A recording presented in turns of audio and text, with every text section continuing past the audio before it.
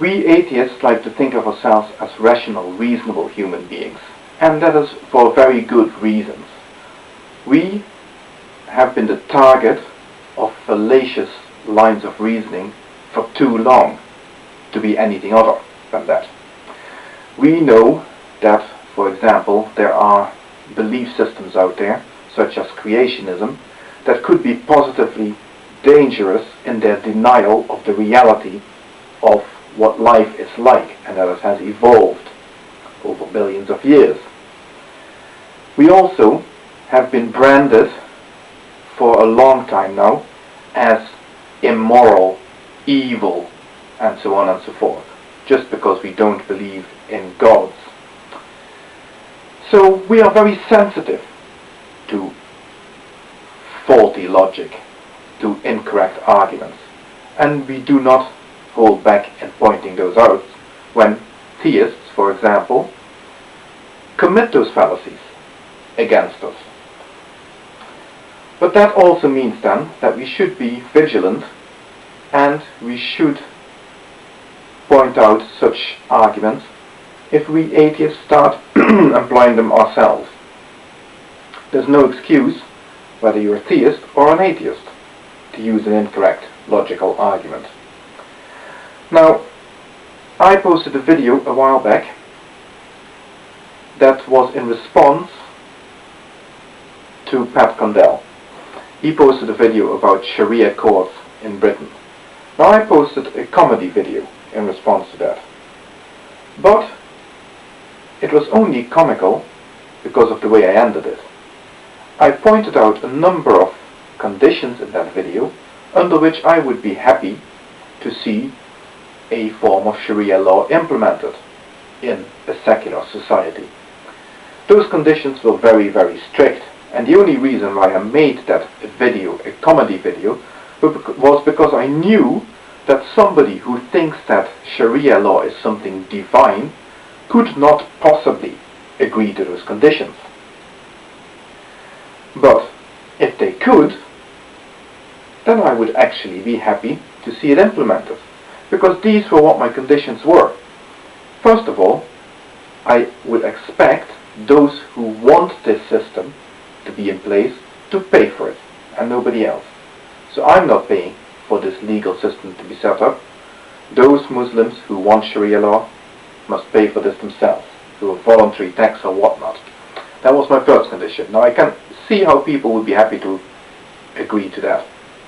But my other conditions would make it pretty much impossible for somebody who thinks that those laws are God-given or divine or anything like that to agree to them. I said, and I made this very clear, that no matter how it's implemented, Sharia law will forever remain subordinate to our secular law in our countries. If they don't agree to that, there's no deal as far as I'm concerned. And that's why I know that this will not happen, because if you think Sharia law is divine, you will certainly not accept that it should remain subordinate to a man-made system of law. But those are the conditions that I'm setting out, and that I think a Western society should put in place before it would consider accepting anything like Sharia law. And another condition I put was that everybody, no matter how vigorously they claim that they want, for example, a dispute arbitrated through Sharia law, they must subject themselves to an independent psychological assessment that is there to ensure that nobody enters into this under coercion. And again, I expect those who want a Sharia system in place to pay for this. Now again, I cannot see them agreeing to this. But this is where the fallacious reasoning comes in. Even though I explained this, some people still go into hysterics about the mere idea of Sharia law being in place. Now, if it was put in place according to my conditions, the conditions that I set out, it would be like an organization's club rules. If you are a member of an organization, of any organization, you agree to abide by that organization's clubhouse rules, so to speak. Those rules are over and above the rules of society as a whole.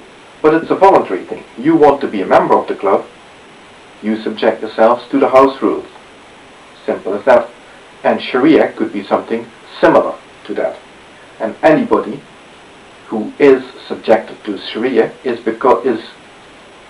subjected to it for the simple reason is that it is what they want for themselves. And obviously then Islam, Muslims who want this system in place should accept that any Muslim has the right to say, no, I don't want this. I want to go with a secular system. And that's the end of the story. That is why I made such a big deal about coercion and how we have to make sure that that cannot happen. But here's the fallacious argument. People go in and say, no, we must resist this at all cost, under any circumstances, because they will just use this as a foothold to start moving into making Sharia law something that applies to everybody else. Now this is a classical slippery slope argument. And the slippery slope argument is fallacious. We do not tolerate it when Christians do it to us, arguing against abortion. Why should we tolerate it when atheists, out of nothing other than pure hysteria, oppose a Sharia law-based arbitration system intended to be used for Muslims to settle their own internal disputes? That's absurd. If we're concerned about where this might lead, it's not a good reason for us to oppose the Sharia law system itself. It would be a good reason for us to make sure that we put in place all the safeguards possible to ensure that that cannot happen. And that's all. Whatever other objection you might have to Sharia law, and I can imagine you would have a valid one, that, or what it might lead to, is not a valid one.